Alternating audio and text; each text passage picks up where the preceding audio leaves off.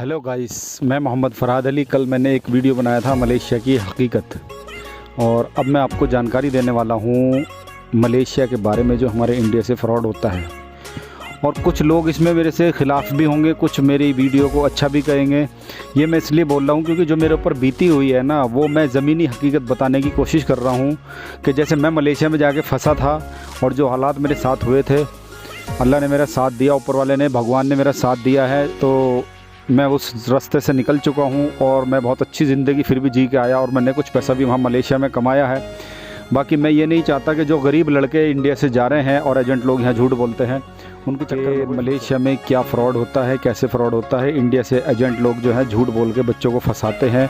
New student life होती है, हवाई जहाज़ में बैठने का शौक़ होता है, गरीब घर के बच्चे होते हैं, और जो है ना उनके माँ बाप कोई मकान के कागज़ गिरवी रख के, कोई माँ बहनों की चीज़ें गिरवी रख के, कोई फाइनेंस पे, इंटरेस्ट पे, ब्याज पे पैसा लेके उनको बाहर विदेश में भेजते हैं। तो मैं मलेशिया में 6 साल अपनी ज़िंदगी की गुजार चुका हूँ, तो मैं वहाँ की हकीकत बताने वाला हूँ। उससे पहले मैं आपको ये बताने की कोशिश करूँगा कि सबसे पहले स्टेप जो होता है वो होता है इंडिया से एजेंट होगा आपके साथ। वो आपको बोलेंगे 60,000 सैलरी मिलेगी, 70,000 सैलरी मिलेगी। इंडिया के 70,000, 60,000, 50,000 ऐसा ख्वाब दिखाए जाते हैं जो कि नामुमकिन है। मलेशिया के अंदर सिक्योरिटी गार्ड की अगर आप जॉब करते हो तो आपको 1600 से 1800 रिंगिट तक सैलरी मिलती है, जिसमें खाना तुम्हारा अपना होता है खुद का। और बहुत सी कंपनियां रूम फ्री देती हैं और बहुत सी कंपनी रूम फ्री नहीं देती, आपको अपने पास से रेंट देना होता है। तो कुल मिला के 250 से 300 रिंगिट वहाँ खाने का खर्चा आ जाता है, और 300 से 250 रिंगिट में ही रूम मिल पाता है, वो भी कंबाइंड शेयरिंग में। जैसे कि 4-5 लड़के मिलके एक साथ रूम में रहते हैं तो वो मिल के लेते हैं। 1500 रिंगिट में पूरा फ्लैट मिलता है। मैं तमन मलाती पीवी तीगा में रह चुका हूँ, वांगसा माजू में, कुआलालंपुर में, ठीक है। तो वहाँ जो है नॉर्मल सा फ्लैट जो है ना 1500 रिंगिट में मिलता है, जिसमें 4 बेडरूम हॉल किचन का होता है। तो ये सब लंबे लंबे ख्वाब दिखाए जाते हैं। मलेशिया में इतनी तनख्वाह नहीं है। सैलून वाले की जो सैलरी है वो है 1600 रिंगिट प्लस खाना प्लस रहना।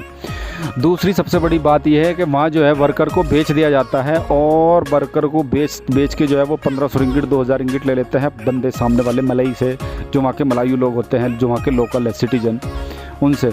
और फिर जो है सैलरी जो है ना वो ठेके बेस पे चलती है। वो आगे से 2000 रिंगिट लेते हैं और 400 रिंगिट वो बीच में सैलरी खाते हैं। तो मेरे भाई, सैलून के काम में 1600 रिंगिट सैलरी है, सिक्योरिटी गार्ड में 1600 से 1800 रिंगिट सैलरी है। और जी तुम्हारा सबसे बड़ी बात यह है कि यहाँ से टोटल झूठ बोला जाता है, वही सैलरी पड़ती है 25-26 हज़ार, 27 हज़ार, 30 हज़ार। टेलर के काम की सैलरी बोली जाती है कि 50 हज़ार, 70 हज़ार, 80 हज़ार रुपये आप वहाँ कमाओगे। वहाँ कोई ऐसी कुछ नहीं है। मलेशिया में ज़्यादातर जो वर्कर हैं वो इंडोनेशियन हैं और थाईलैंड के हैं और फिलीपींस के हैं। सबसे ज़्यादा इंडोनेशिया की लड़कियाँ वहाँ काम करती हैं। इंडोनेशिया की लड़कियाँ इतनी सस्ते रेट में वहाँ काम करती हैं क्योंकि वहाँ कुदरती एक तो निज़ाम है मलेशिया का और इंडोनेशिया का कि वहाँ लड़कियों की पैदावार कुछ ज़्यादा है हमारे हिंदुस्तान और पाकिस्तान के मुकाबले। तो लड़कों की पैदावार वहाँ पर कम है, लड़कियों की पैदावार ज़्यादा है। कुदरती निज़ाम है, कुछ जीन्स की प्रॉब्लम है या जलवायु का मान लो हिसाब है, वहाँ का पानी का कुछ हिसाब है, तो वो लड़कियाँ जो है ना कम सैलरी पे काम करती हैं। तो मलेशिया में इतनी सैलरी नहीं है जितनी एजेंट लोग बता के आप लोगों को भेजते हैं और फंसाते हैं। मलेशिया में नॉर्मल सैलरी जो चलती है वो चलती है 15,000 इंडिया के, 15,000 से लेके और 32,000 तक, ठीक है। कोई अगर ये बोले ना कि मैं 35,000 रुपये महीना कमा रहा हूँ या 40,000 या 50,000 या 55,000, तो वो भाई मुझे, मैं अपना व्हाट्सअप नंबर जो है ना डिस्क्रिप्शन में दूंगा, मुझे अपनी स्लिप सेंड कर दे 3 महीने की कंटिन्यू लगातार कंपनी की को जहाँ से सैलरी मिलती है, ठीक है। 60 रिंगिट सैलरी मिलती है, 12 घंटे की ड्यूटी चलती है मलेशिया के अंदर, 8 घंटे की कोई ड्यूटी नहीं है। आप सैलून में काम करो, आप सिक्योरिटी गार्ड का काम करो, आप रेस्टोरेंट में काम करो, आप किसी भी कंपनी में चले जाओ, पैनासोनिक में चले जाओ, केविन केयर में चले जाओ, प्रोटोन में चले जाओ, ठीक है, पेट्रोनास में चले जाओ, और जो वहाँ की लोकल्स कंपनियाँ हैं जो इलेक्ट्रॉनिक स्पेयर पार्ट्स बनाती है, क्योंकि मलेशिया इलेक्ट्रॉनिक्स का हब है और स्पेयर पार्ट्स बन के वहाँ पर ऑल वर्ल्ड वाइड सप्लाई होते हैं, ठीक है। मारुति कार बनती है, 4 व्हीलर गाड़ियों का वो हब है। इलेक्ट्रॉनिक सामान वहाँ बहुत सस्ता मिलता है, LED, LCD, fridge, washing machine, juicer, mixer, grinder, और जी तुम्हारा ये सब और अनेक जो आइटम बनते हैं इलेक्ट्रॉनिक के तो वो बनते हैं। बाकी सैलरी जो है 60 रिंगिट, 70 रिंगिट, इससे ज़्यादा नहीं मिलती। अब 60 रिंगिट में आप अपना खाना भी खाओगे और 50 रिंगिट 40 रिंगिट आप बचा पाओगे। 10 से 20 रिंगिट पर डे का खाना आता है अगर आप डेली वाइज आदमी खाना खाए, ठीक है। 1 रुपये 20 पैसे की यानी 1 रिंगिट 20 सेंट की वहाँ चाय मिलती है, ठीक है। 2 रिंगिट 20 सेंट का वहाँ एक नान मिलता है, ठीक है। और जी तुम्हारा खाना तो वैसे सस्ता है, बाकी भाई वर्कर के लिए महंगा है।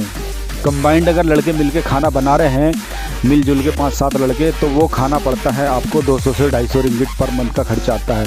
तो मेरे भाई आप जो है कुल मिला के सारे खर्चे मेंटेनेंस निकाल के आप जो है घर पे अपने 25,000 से 30,000 रुपये तक ही सैलरी भेज पाओगे। 20-22,000, 25,000, 27,000, 30,000, इससे ज़्यादा आप सैलरी नहीं भेज सकते। तो ये लंबे लंबे जो ख्वाब एजेंट लोग दिखाते हैं ना, इसमें मैं सबको ही बोल रहा हूँ, और जिसको चिड़ लग रही हो ना जिस एजेंट को, तो वो मेरे से बात करे, जिसे 50,000 सैलरी एग्रीमेंट करें यहाँ से अपने पावर ऑफ अटॉर्नी अपने घर की लिखे और मेरे से लड़के ले ले। वो मैं कोई एजेंट नहीं हूँ, ना मुझे लड़के भेजने, ना ही मैं किसी एजेंट की सपोर्ट कर रहा हूँ, ना मुझे एजेंटगिरी करनी। बाकी एजेंटों का धंधा बंद करना है, झूठ बोलने वाला जो है, क्योंकि जो हमारे ऊपर बीती है, मैं नहीं चाहता कि हिंदुस्तान के मासूम बच्चे वहाँ जाके फंसे। अभी भी वहाँ इतने इलीगल बच्चे फंसे हुए हैं, इतने फंसे हुए हैं कि तुम्हारी सोच से बाहर। जब लॉकडाउन ओपन हुआ मलेशिया के अंदर और मलेशिया गवर्नमेंट ने आउट पास ओपन किया था, उस टाइम 40 लाख वर्कर इलीगल था वहाँ पर, जिसमें इंडिया, पाकिस्तान और बांग्लादेश, इंडोनेशिया और फिलीपींस 3-4 कंट्रियों की लिस्ट थी। 40 लाख बंदा इलीगल था, तो कम से कम 5 लाख बंदा तो इंडिया का ही होगा, कम से कम बता रहा हूँ मैं, वरना तो 10 लाख से प्लस होगा, क्योंकि टूरिस्ट वीज़ा पे ये लोग जाते हैं। और वीज़ा का फ्रॉड कैसे होता है ये भी मैं आपको बताऊंगा, वीडियो थोड़ा मेरा लंबा हो जाएगा, ठीक है। वीज़ा का जो फ्रॉड होता है वो भी मैं वीज़ा का फ्रॉड बताऊंगा। वीज़ा जो है यहाँ से 15 दिन की एंट्री, 30 दिन की एंट्री मिलती है मल्टीपल, ठीक है, आप उससे जा सकते हो। सिंगल एंट्री भी मिलती है, मल्टीपल एंट्री भी मिलती है, 3 महीने की भी मिलती है, 6 महीने की भी मिलती है। स्टिकर वीज़ा अलग लगता है और इलेक्ट्रॉनिक वीज़ा अलग मिलता है, ठीक है। तो मेरे भाई ये 15 दिन की एंट्री पे आपको एंट्री कराते हैं और 30 दिन की एंट्री पे कराते हैं। 15 दिन और 30 दिन की अगर आपको एंट्री मिली है तो उसके बाद आप इलीगल हो गए, अवैध रूप से आप मलेशिया में रह रहे हो, ठीक है। तो इसके बारे में मैं अपनी अगली वीडियो बनाने वाला हूं, जो कि मैं बताने वाला हूं उसमें कि मलेशिया के अंदर वर्क परमिट लगता है या नहीं लगता है, और अगर लगता है तो कैसा लगता है, 1 नंबर में या 2 नंबर में। वर्क परमिट लगने के भी बाद आपको इमिग्रेशन उठा के ले जाएगी और गंजा कर देगी, आपका सर मूंड देगी और आपको 6 महीने जेल में डाल के रखेगी।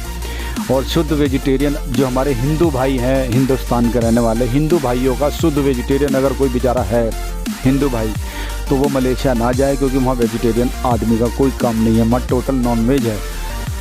भगवान ना करे, खुदा ना करे, अगर किसी वजह से इमिग्रेशन उसको पकड़ लेती है तो उसकी मजबूरी होगी मछली और चावल खाना, क्योंकि वहाँ इमिग्रेशन जो जेल में बंदों को पकड़ती है वो जो है मछली और चावल के अलावा कुछ नहीं देती खाने को, कोई वेजिटेरियन खाना नहीं मिलता वहाँ पर।